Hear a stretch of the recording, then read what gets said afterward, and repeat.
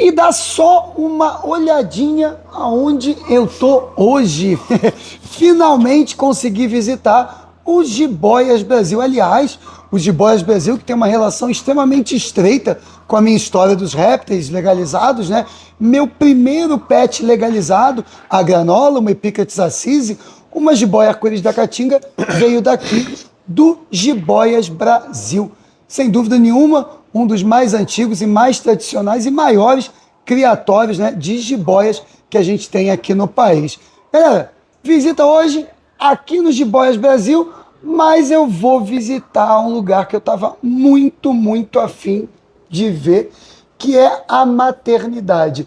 Hoje eu não vou entrar aqui na maternidade 1, eu vou entrar aqui na maternidade 2. E por quê? Porque é onde atualmente, olha o Tiagão aí, fala Tiagão. Tamo junto. Onde tem mais bicho no momento. Pessoal, questão sanitária, né? Tem que higienizar aí o calçado para entrar, enfim. E dá só uma olhada nisso aqui, a quantidade de bichos, só para vocês entenderem, em cada caixinha dessa tem uma serpente diferente. Na verdade, não é só uma serpente, né? É um filhotinho, um baby. Um bicho que há poucas semanas aí, enfim, que são várias ninhadas de várias espécies, acabou de vir ao mundo. Tiagão, cara, brigadão por me receber de coração. Essa é uma visita que eu queria muito fazer, eu estava comentando aqui, né? A granola, a minha jiboia arco-íris da Caatinga, né? Foi minha primeira serpente legalizada e veio daqui, do Jiboias Brasil. Depois de um tempinho veio o Guaraná também, né? A jiboia arco-íris da Amazônia. E aqui é o criatório que eu queria muito conhecer, enfim. E eu estou num lugar que eu acho muito especial, que é onde tem os bebês. Tiagão, para a galera entender o que é exatamente uma maternidade. Por exemplo, obviamente, maternidade a gente sabe que é para onde vem os filhotes, mas assim, maternidade, quando é que o filhotinho vem para cá? Jiboia a gente sabe, não põe ovo, né? Então é um bicho vivíparo, o bicho nasce, né? Igual, a grosso modo, como se fosse um mamífero, ele nasce ali, tem a placenta e tal, lá a fêmea pare. Quanto tempo depois de nascido os bichos começam a vir para cá? Como é que funciona isso? Eu estou vendo que tem um super controle, né? Cada bicho tem uma etiqueta com número de chip, com uma codificação que vocês colocam, tem um relatório de tudo que está acontecendo, histórico desse animal. Com quanto tempo geralmente o bicho vem para cá? Então, muito legal destacar, né? Primeiro, ó, obrigado até pela oportunidade de estar aqui também falando um pouquinho, eu que agradeço. Divulgando um pouco aí do que a gente vive. E réptil não tem cuidado parental. Então, normalmente a fêmea pariu, a gente já separa. Os filhotes, inicialmente, eles podem ser individualizados já em caixas ou mantidos em pequenos grupos até a primeira troca de pele. Então, aí a gente, na verdade, opta conforme o desenvolver de cada ninhada.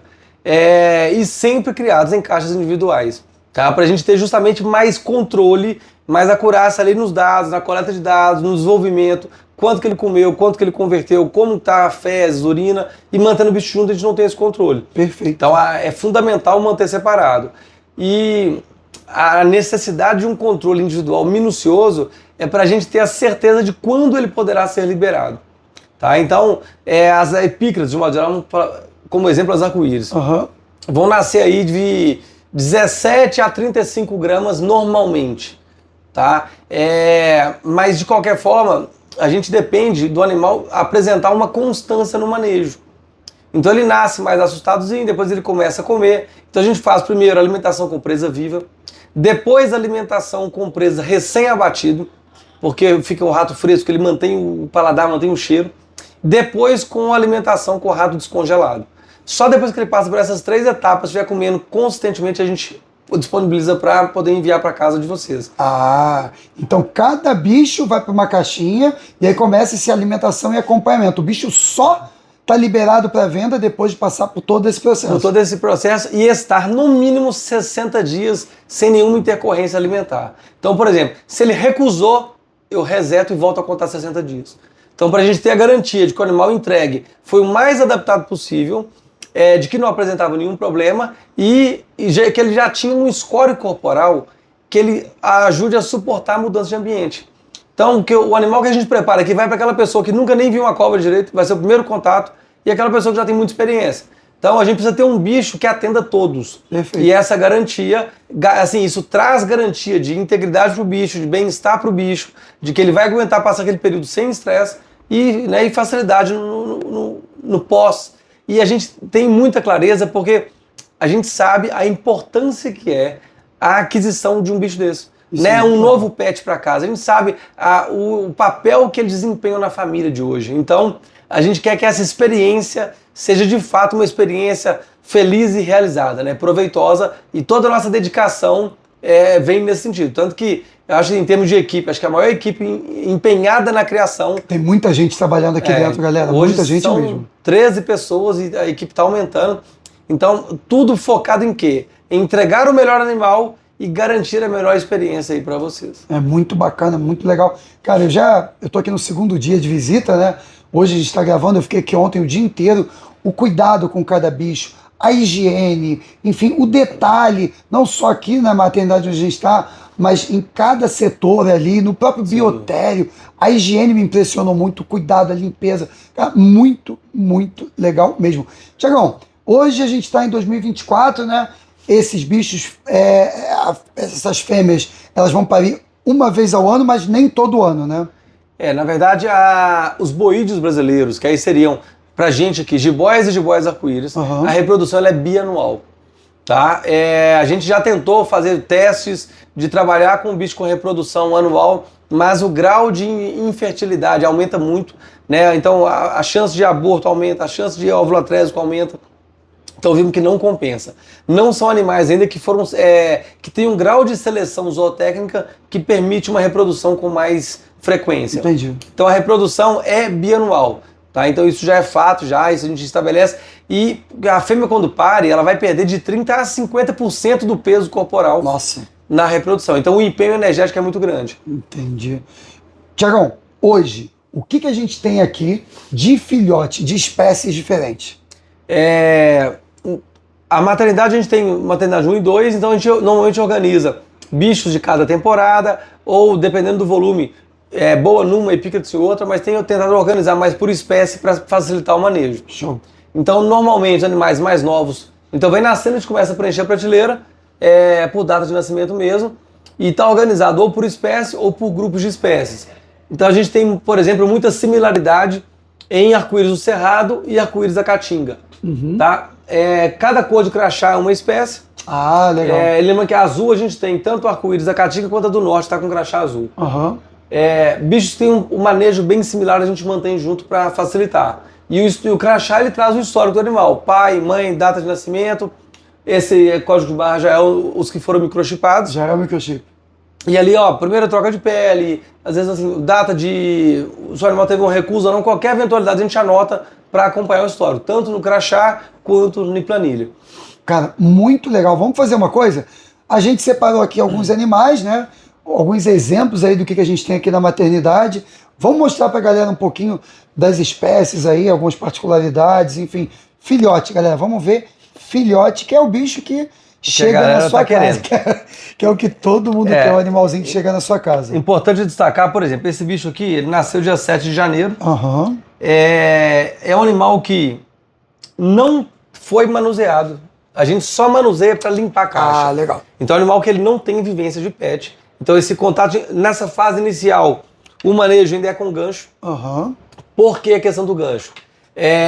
A alimentação desses animais, ela é muito instintiva. Então o animal tem dois parâmetros: temperatura e cheiro. Como nós somos animais de sangue quente, então para manter preservada essa relação de sangue quente estar vinculado à comida inicialmente, a gente evita mexer com a mão mais gancho mesmo. Ah, perfeito. Então, para preservar o máximo, então são animais que eventualmente vão poder dar um bote, alguma coisa assim. Acabaram de chegar ao mundo. Acabou de chegar ao mundo, então o bicho ainda está um pouco assustado ainda. Sim, natural, galera. Então aqui, já um filhotinho de arco-íris do norte. Olha esse bicho. Para manter já o padrão, Deixa eu vir pra cá, que aí fica melhor. Show.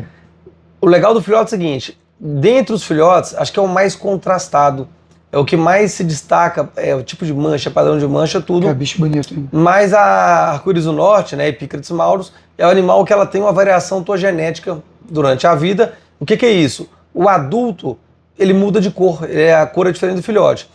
Esse animal, quando adulto, ele fica igual uma onça preta.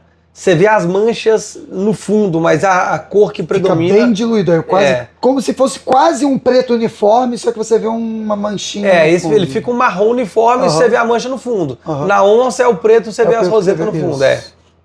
Então, arco-íris do norte... E esse é um bicho que chega mais média, Thiago. A gente sabe que tem variação de indivíduo para indivíduo, mas mais ou menos o tamanho e o peso que a gente pode esperar de um bicho desse. E tem diferença de peso e tamanho de macho para fêmea, por exemplo? Então, por exemplo, a gente vai... as arco-íris eram muito conhecidas como salamanta. Uhum. Só que como o povo leigo confundia salamanta com salamandra, a gente aboliu o nome salamanta e manteve jiboia arco-íris. Uhum. Porque jiboia é um nome muito forte, muito conhecido. Então a gente acabou mantendo. E a gente atribuiu a Maurus o nome de mini jiboia. Por quê? É a menor das arco-íris. Então vai ficar aí de 1 metro a 1,20 m. Lógico, pode passar? Pode passar. Pode, mas é uma média que você está dando, Sim. sempre é uma média. Não, né? E essa média vai representar mais de 80% dos animais. Uhum. Então uma exceção poderia passar um pouco disso, e se passar é pouca coisa também. E peso mais ou menos? Peso, animal adulto aí, normalmente de 1,5 kg a 2 kg. Então bicho é um bem bicho. tranquilo, né? Ela é menor, mas ela é mais encorpada. Então ela fica bem corpulenta. Então ela consegue pegar até um peso um pouquinho acima. E geralmente não tem diferença nem de tamanho nem de peso de macho para fêmea. Não, normalmente mantém. Nas jiboias é diferente, nas arco-íris não. Arco-íris são espécies que têm combate entre machos por fêmeas. Então, se for ter 2 machos, eles vão brigar. E é aquela briga corporal, não é briga de agressividade, de mordida, nada. Sim. Aquela briga mais corporal, de empurrão mesmo. Então, espécies que têm combate, os machos ficam do tamanho das fêmeas ou podem ficar até um pouco maior. Tá? Então, nas arco-íris, não tem, é uma questão biológica mesmo. Bem diferente, então, da BCC, por exemplo. Diferente da BCC. Então, vai para a caixinha.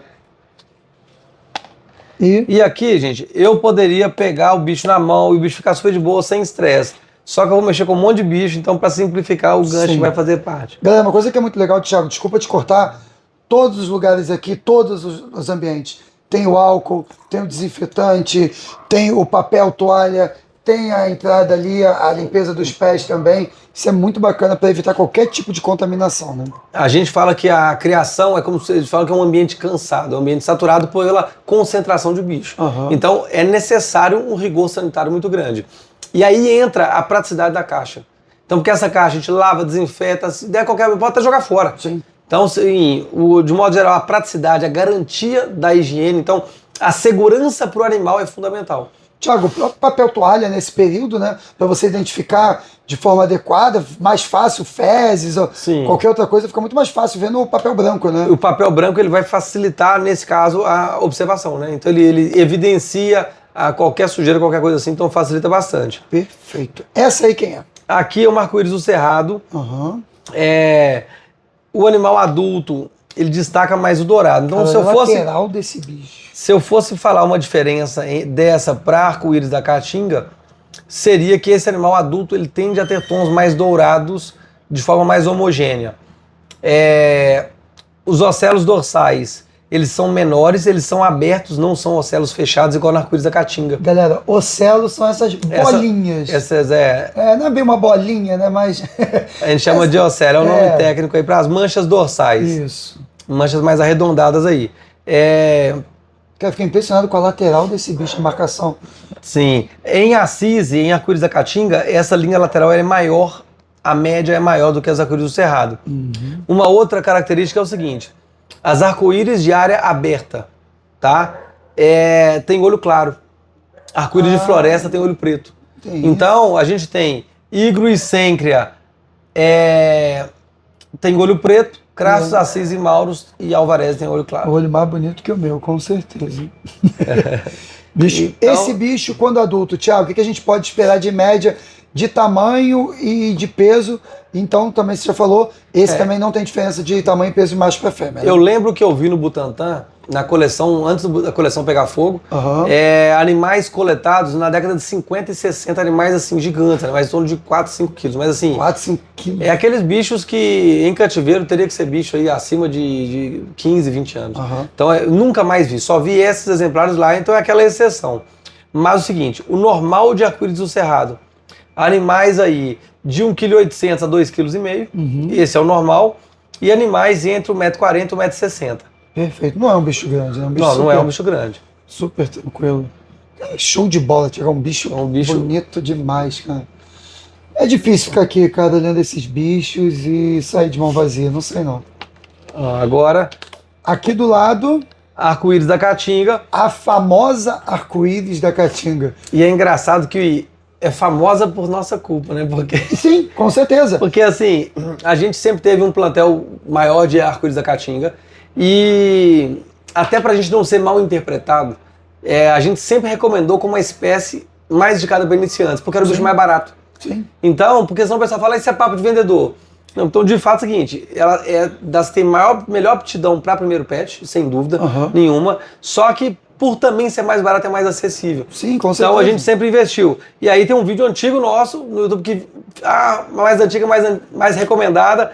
Então a arco-íris da Caatinga emplacou nesse sentido. Cara, e eu concordo com você, assim, não tem sentido. Numa época em que a gente, por exemplo, a gente sabe, é um bicho sensacional, foi minha primeira serpente legalizada, não me arrependo, muito pelo contrário, foi ela que me deu gás para ter outros animais, porque eu fiquei apaixonado pela convivência com o bicho. Eu podia ter comprado e o bicho não é tão legal. O bicho é muito legal. Mas não tinha sentido também numa época em que, por exemplo, sei lá, Piton Ball, um exemplo, tá? Que é um bicho que também, no geral, é recomendado para iniciante. Ninguém tinha disponível isso legal. Sim. Não faz sentido você recomendar algo que não existia no mercado legalizado. Então, para mim, faz todo sentido recomendar a Arco-íris da Caatinga para o iniciante. E eu por vou até diversos colocar do motivos. lado aqui para ver Isso é muito legal. a diferença dos ocelos laterais, pessoal. Aqui, ó. Vou botar aqui que ela tá agitada. Olha eu dando bobeira aqui. Normal. Ela já veio. Olha a diferença dos ocelos dorsais que eu comentei. Ocelos menores, abertos, eles não são circundados. E o ocelo que é maior e bem circundado, bem definido. É bem diferente. Deixa eu tentar chegar mais perto um pouquinho, olha isso. Eu acho que a questão da definição fica muito clara. A definição. Tamanho, Então aí vendo assim fica fácil de ver quem que é quem. que confunde muito, né? Muita Confunde. gente fica... Muita gente Fica confunde confusa, mesmo. mas tem diferença? Não tem? Tem diferença. Aí cada um vai para sua caixinha. Então, arco-íris do Cerrado e da Caatinga e do Norte. Arco-íris da Caatinga. O tamanho muito semelhante assim, arco-íris do Cerrado. Muito semelhante. São animais mais vorazes um pouco. E peso também vai chegar nessa faixa. Assim. Alguns animais passam de 3 quilos. Animais mais velhos vão passar dos 3 quilos. Tá no arco-íris do Cerrado também.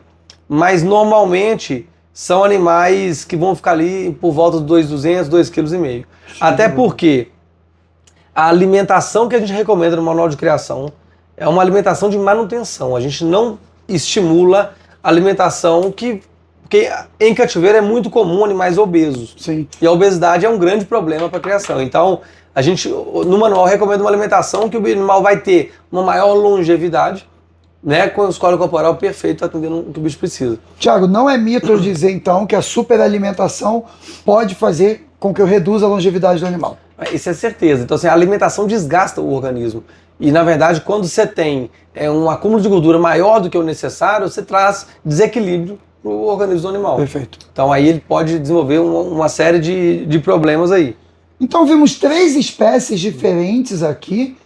E vocês estão achando que acabou por aí?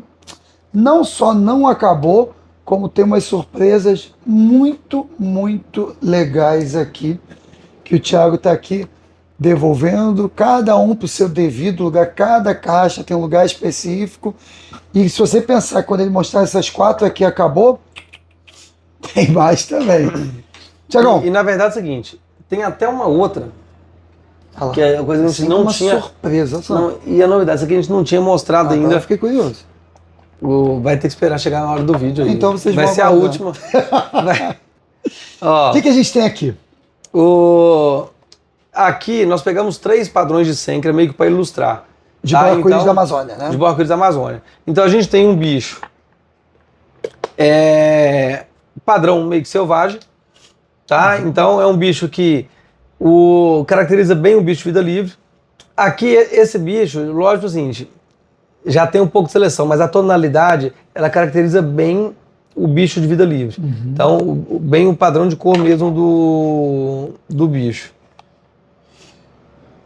Esses bichos, Thiago, as sencas, por exemplo, elas tendem a mudar um pouco de cor quando fica mais velho, né? O bicho não fica exatamente igual quando jovem, né? Então, ela tem um pouco de variação da genética, mas ela das arco-íris, é a que menos se destaca. Então, eu poderia falar que a que menos tem variação da genética é a sêncria. Legal. Então, esse animal, ele lembra muito o que vai ser no animal adulto, principalmente se tratando de padrões selvagens, beleza? Quando a gente já tem seleções, a gente tem bichos que variam. Então, a gente fala que a seleção laranja, só que a gente já viu que quando a gente tem um laranja muito fechado, cruza com laranja, o filhote nasce laranja, mas o adulto já vai para um pastel, já pega uma outra tonalidade. Tá. Então, que varia um pouco. Thiago, deixa eu aproveitar a posezinha dela aí, fazendo um Szinho. No geral, vocês acabam não recomendando a Sencra, a arco-íris da Amazônia, para o iniciante, né? Óbvio, a gente sabe que desde que a pessoa estude sobre o animal e se sinta apta para ter, ela pode ter o animal que ela puder, que ela quiser e tiver condição de manter com qualidade de vida. Mas, no geral, o iniciante, por exemplo, esse bicho é um pouco mais reativo do que as outras arco-íris que você mostrou, né? Na verdade, as meninas, até a gente conversando outro dia, elas trouxeram uma leitura que eu achei super legal. Vamos lá. Parece que ela demora mais a aprender. Ah, tá. Então, por exemplo, alguns animais se acostumam muito fácil. Quando a gente fala, por exemplo, arco-íris do Cerrado, Caatinga e Cerrado Norte, a da Argentina também entra no bolo, a Higrópolis também entra no bolo, que seriam o quê? Só de eu tirar da caixa, limpar a caixa e voltar o bicho. Nossa rotina do criatório, ela já amansa. Ela já entende que pessoas não oferecem risco.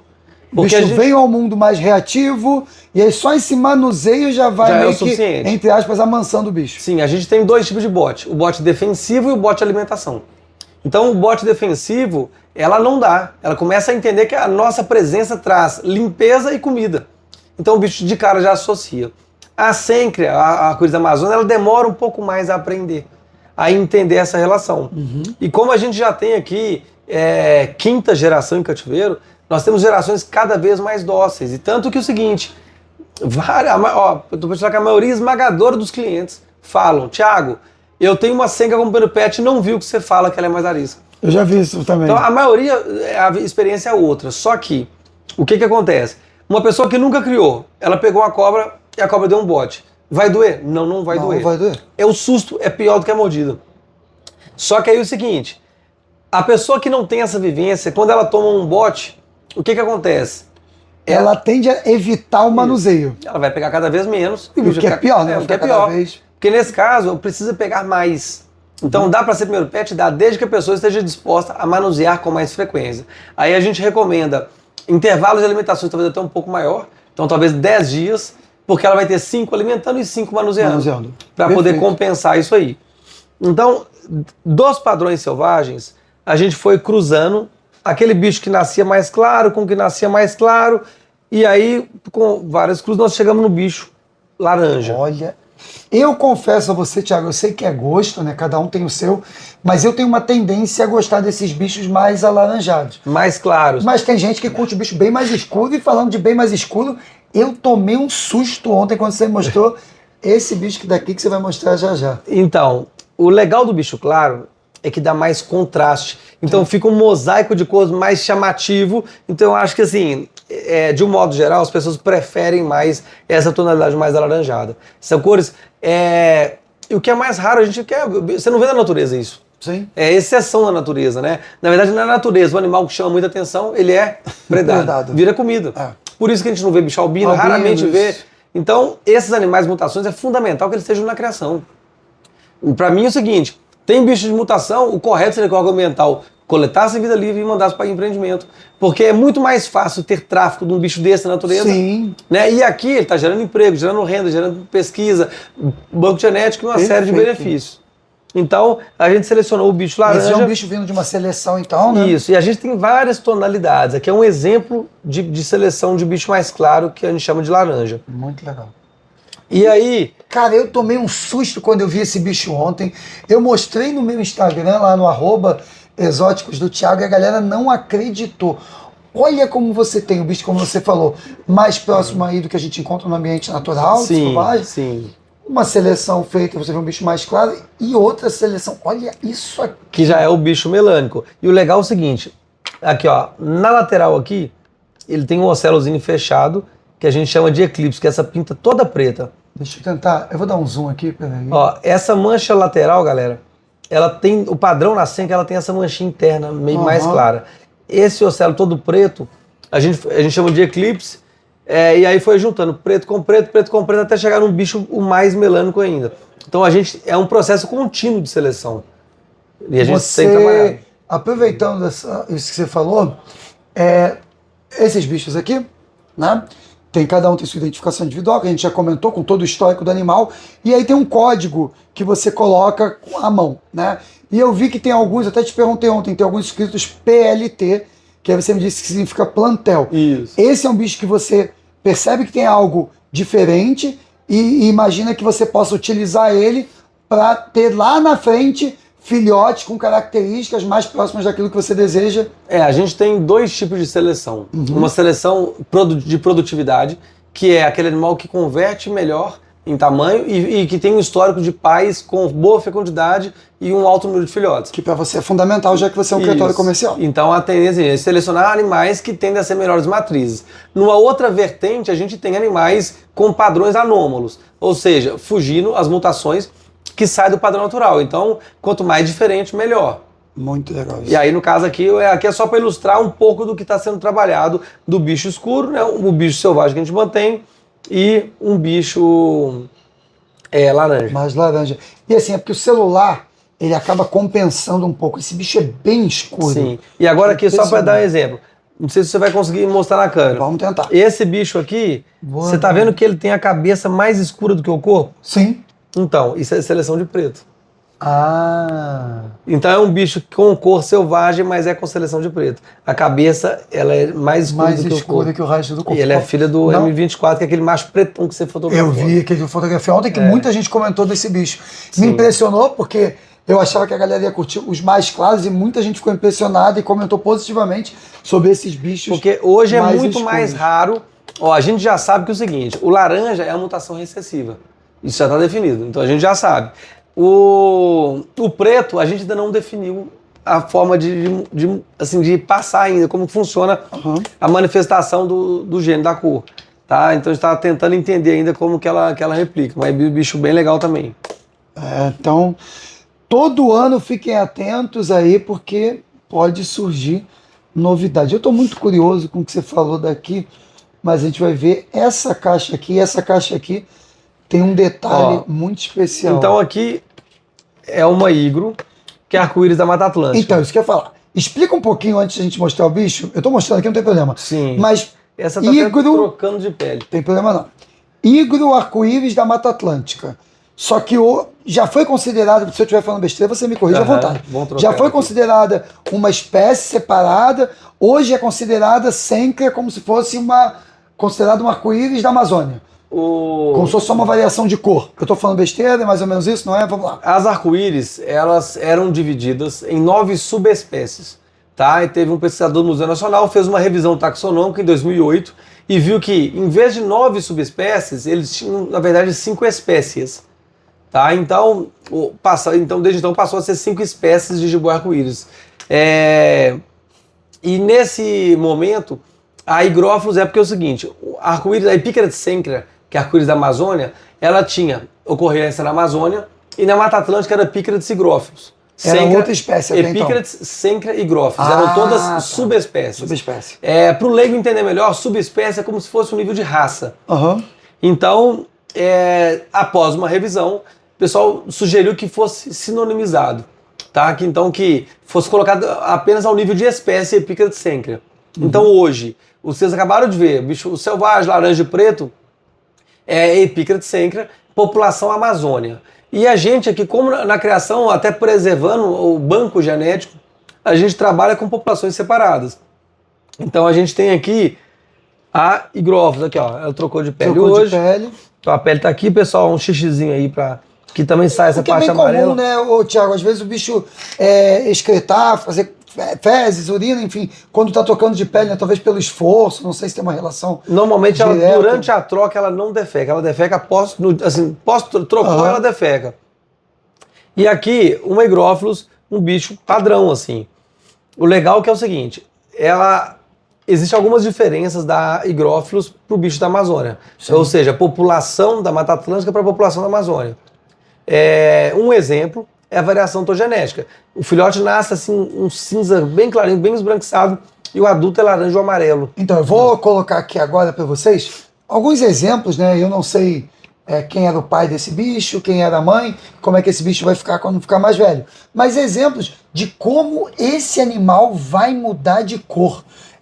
É muito absurda a diferença, né? Sim. E não é tão rápido, né, Thiago? Esse bicho não muda tão rápido de cor. O jovem, ele fica mais acinzentado, Aham. e o adulto, mas adulto que a gente fala acima de 4, 5 anos.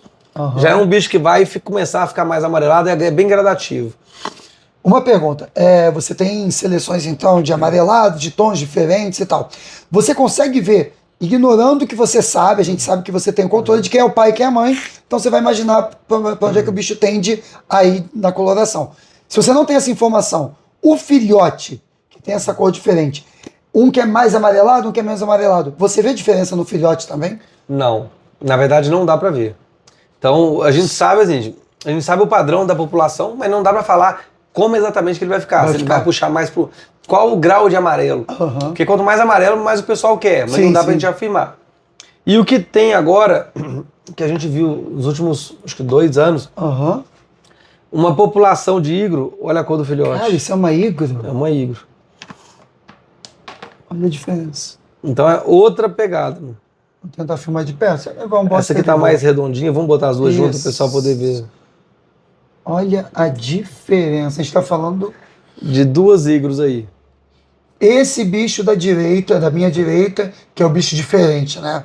O que você espera desse bicho quando ele mudar a cor, né? Quando ele tiver a cor do animal adulto? Então, na verdade, se eu fosse supor, Aham. se o animal nasce mais escuro, eu tenderia a ter um adulto mais escuro. Aham. Mas não é garantia. Não é garantia. Não dá pra gente falar ainda. Aham. Mas aqui a gente tem 2 igros que nasceram já na cor. Essa é a cor já do bicho nascido. Nós estamos trabalhando aqui com animais de 3 meses de idade. 2 meses de idade e 3 meses de idade. Ah, olha que legal. Animal bem novinho. Bem novinho. E aí, eu não sei se algum deles vai para o teu plantel, mas mesmo que não vá, não está disponível para venda ainda, né? Não, a gente vai ter bicho selecionado para plantel também, Aham. mas a gente já tem a gente vem todo ano segurando o igro, então a gente deve segurar mais 2 ou 3 casais e disponibilizar o resto para.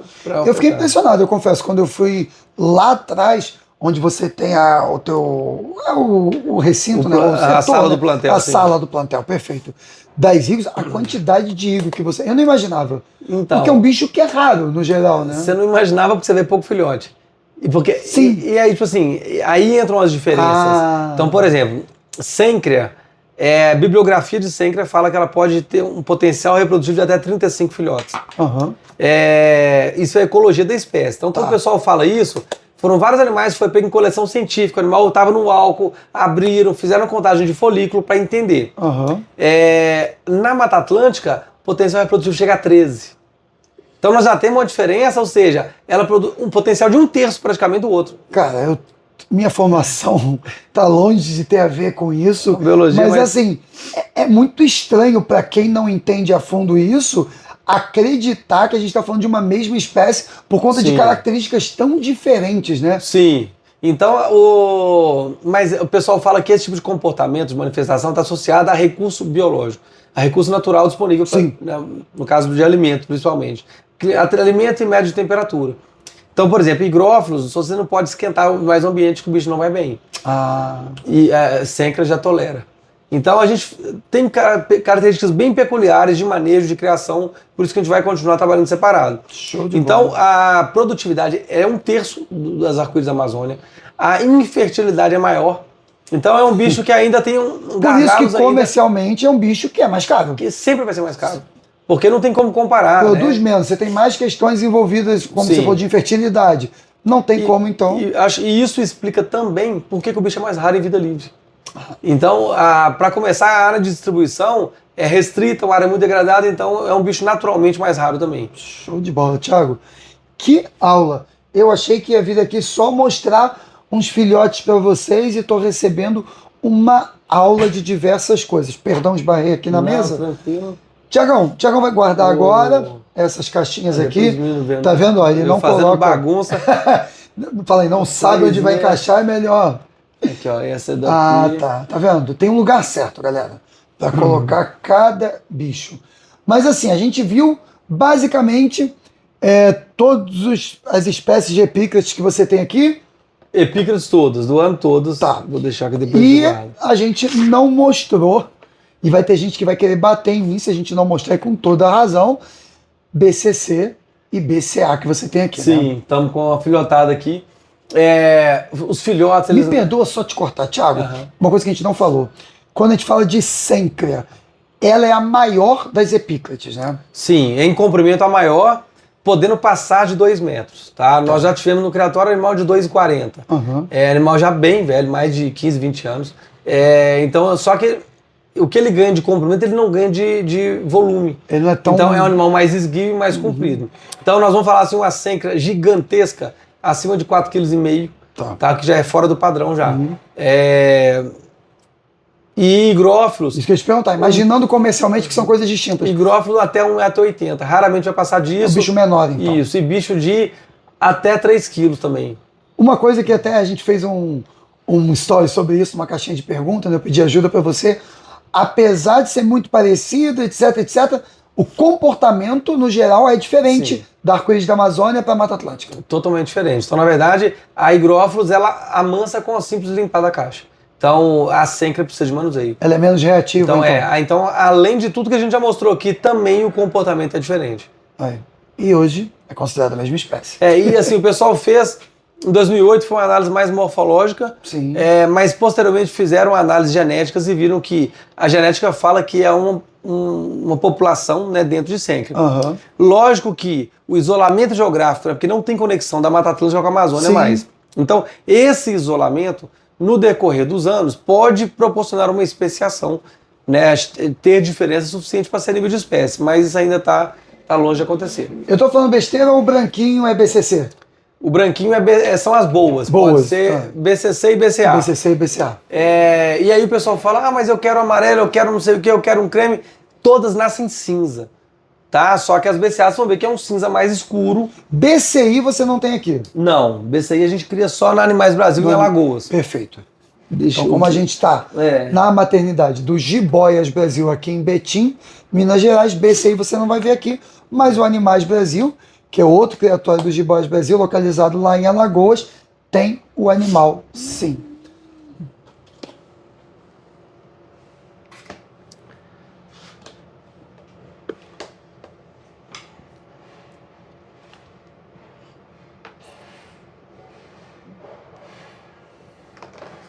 Deixa eu vir pra cá, que aqui eu pego mais luz. E apesar de já estar mais Olha a cinza, diferença. você tem uma diferença considerável para as BCAs. Olha aqui. Tiago, vamos lá. Na minha esquerda, onde você está tocando aí levemente com gancho, BCA. BCA. Boa Constrictor Amarales. Certo? Certo. À minha direita, BCC, Boa Constrictor Constrictor. Isso. Eu sou bombardeado de pergunta. Para quem é meio leigo, cara, qual é a diferença? Visual, Então, tamanho, o que muda de uma BCA para uma BCC? E para No deixar geral. mais complexo, Ah, lá vem. BCA deixou de existir, né? Aí- Então, a última lista brasileira de espécies teve uma sinonimização de BCA com BCC. Então fizeram análise genética e viram que está dentro também da mesma espécie.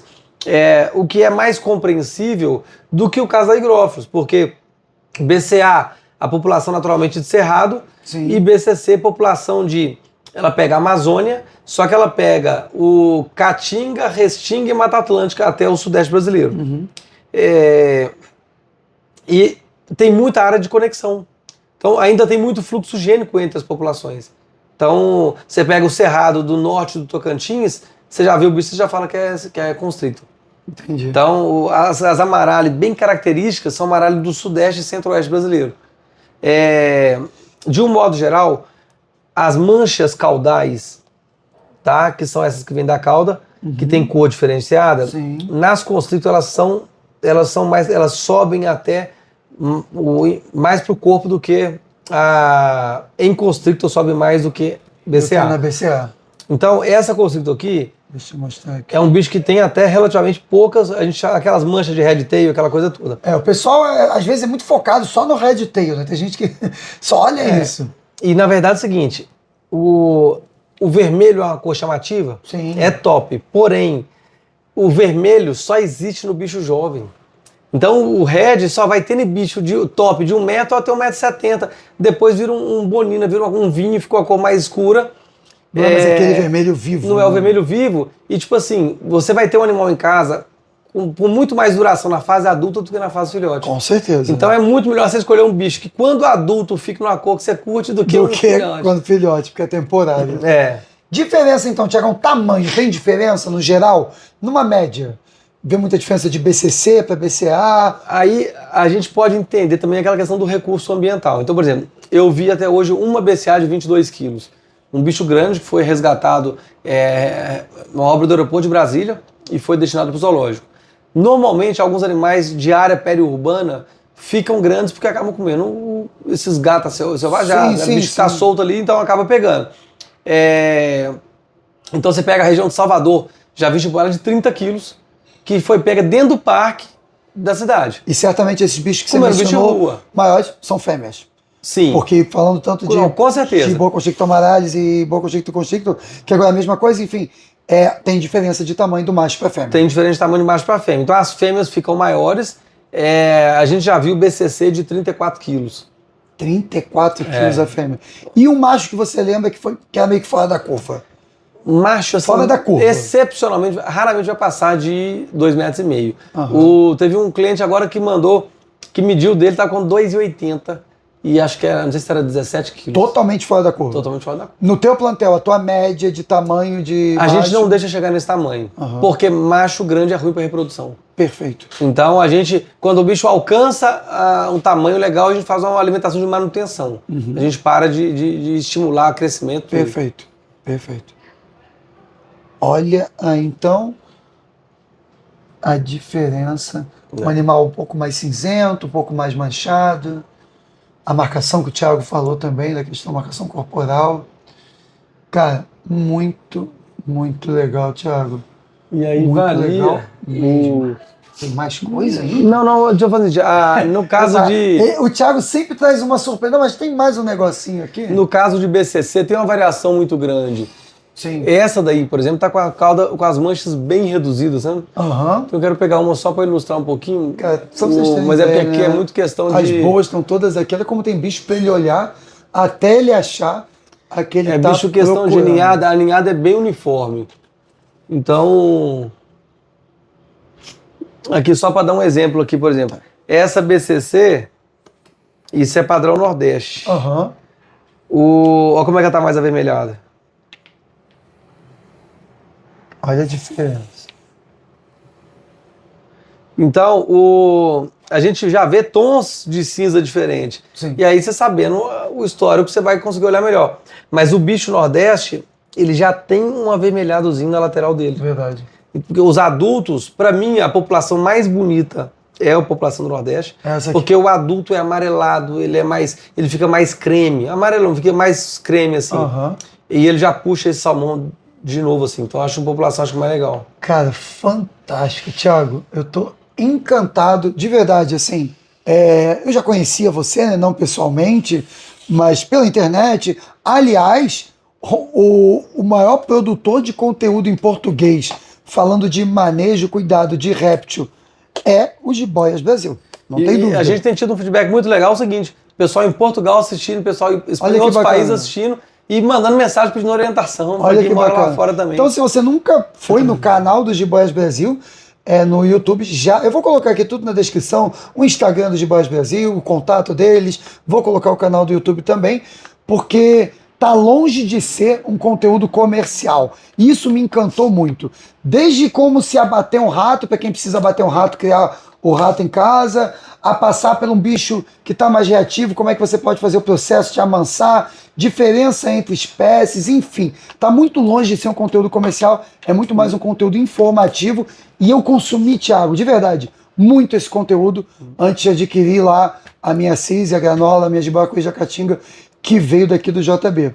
Não, maravilha. O que a gente pontua muito é que se eu gosto de bicho, eu preciso cuidar de pessoas. Verdade. Então, quanto mais a gente entrega de conteúdo para as pessoas, melhor os animais vão ser criados. Então, o benefício é para tudo. Então, tanto que o manual de criação nosso, todos eles estão disponíveis para qualquer um. Qualquer um pode baixar. Cliente ou não cliente, concorrente ou não, qualquer um. Sim. Porque eu acho que conhecimento é para o mundo. E a gente só vai melhorar a sociedade se a gente tiver pessoas mais cultas, mais informadas, com mais entendimento. Então, a ideia realmente sempre foi compartilhar o conhecimento, tudo. Eu acho que a venda é consequência. Então, a ideia realmente é mostrar que é simples, que é fácil de fazer, que a gente faz com respeito, que a gente quer os animais, a gente quer ter contato, que a gente quer preservar. E a experiência do contato, de conviver com o bicho, ela transforma muito mais o ser humano do que qualquer outra coisa. Com certeza. Então a possibilidade, né, de botar esses animais em casa de pessoas, a gente está assim, criando uma multidão e um exército de pessoas, de educadores ambientais, que estão mudando a consciência na sociedade, no seu network, de que nem toda cobra é perigosa. E é muito importante isso, né, Thiago? Eu costumo dizer, óbvio que sem dado estatístico nenhum, mas acho que nem precisaria, que talvez esses sejam os animais que mais sofram por conta da falta de informação, né? Quantas cobras são mortas, não vou nem falar só no Brasil, mas se a gente falar só de Brasil, já deve ser um dado assustador diariamente, e animais que em sua grande maioria seriam totalmente inofensivos para o ser humano. Não, no Brasil, cerca de 400 espécies, 50 peçonhentas. Olha isso. A maioria esmagadora não é peçonhenta. Então, o que realmente são mortos por falta de informação, né? Então, ignorância mesmo, e a gente sabe que, infelizmente, no ser humano ainda tem ruindade ainda.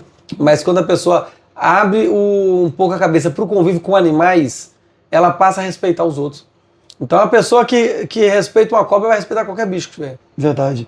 Tiagão, cara, eu só tenho a agradecer pela tua disponibilidade ontem, hoje, para gravar. Eu sei que a tua rotina é complexa aqui, né? Eu sei como é que funciona. Então, cara, deixa eu até trocar aqui de mão para agradecer. Irmão, muito obrigado. De verdade. Galera, é isso. Jiboias Brasil, como eu já falei, o mais antigo criatório em atividade, um dos mais antigos, o maior, quando você está falando aí de jiboias, sejam as arco-íris, sejam as boas, né? Enfim, tá aí, ó, a maternidade. Um vídeo que eu achei que fosse levar, o que eu te falei, 20 minutos? Temos 47 minutos e meio. Mas, cara, muita informação, muito além do que só mostrar filhote, que já seria fantástico, mas muita informação de qualidade. Tiagão, muito obrigado. Valeu. Galera, as informações do Jiboias Brasil estão aqui na descrição. E até a próxima, pessoal.